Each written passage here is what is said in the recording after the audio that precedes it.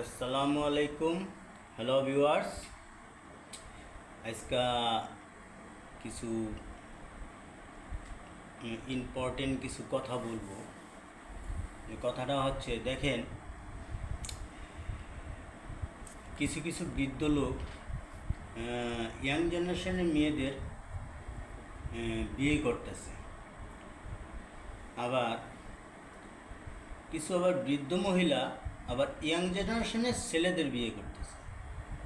তো দেখেন, হায়াত মউত রিজিক হয়েছে আল্লাহর হাতে। এটা মানুষ কিন্তু নির্ধারণ করতে পারে না, কারণ এটা মানুষের আয়ত্তের মধ্যে না। যিনি সৃষ্টি করছেন মানুষের, যিনি এই কুল কায়নাতের সৃষ্টিকর্তা, সবই তার হাতে। আসসালামু আলাইকুম, ভালো থাকবেন।